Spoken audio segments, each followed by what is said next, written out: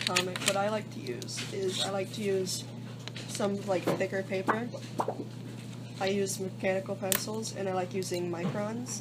The ones that I use the most are the brushes and 0.8 micron, and I always have a ruler to use. And when you're making a panel, like a page, I always suggest making a border around like your intended workspace. That way if you ever actually end up publishing them, you don't have to worry about anything getting chopped off. And also, when you're making the panels inside the page, I suggest having 1 through 9 panels per page, because if you have more than 9, it can be cluttered. For example, this one has 8 panels, and think of each page as sort of like a paragraph. You just want the information that you need to understand the page. And when it comes to individual panels, I suggest thinking of them as sort of like a movie. The more you want your viewer to pay attention to one panel, make it bigger, because it'll be like when a camera holds longer. And if you want them to only spend a little bit amount of time, make the panels smaller, such as like jump cuts in movies.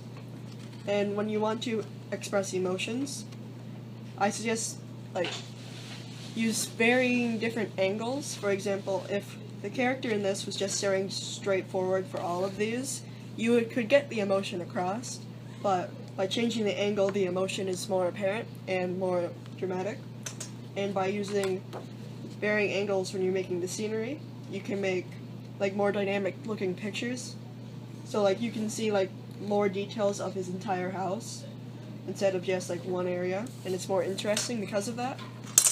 And for example, the one that I'm working on now, you don't even have to make normal just square boxes. For example, this one is a circle, and so that will lead the reader's eye to move around here, and this will be the focus point.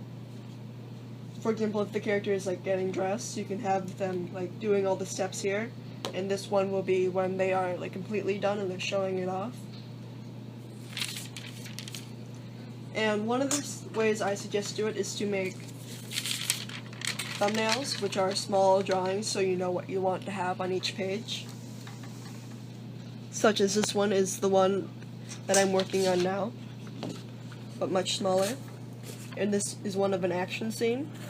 And with action scenes, you could do triangle-shaped boxes, because pointier ones seem more aggressive, and they work well for like if someone's getting punched in the face. And literary devices also help a lot, such as Ananias Res, where we see more than the actual characters. Because in this one, the character is walking through outside, and you see the monster behind him. He doesn't know the monster's there, but we do, so the suspense is greater for us, because we know it's there, and we know that the danger is apparent, but he doesn't, and he's unaware. So, yeah.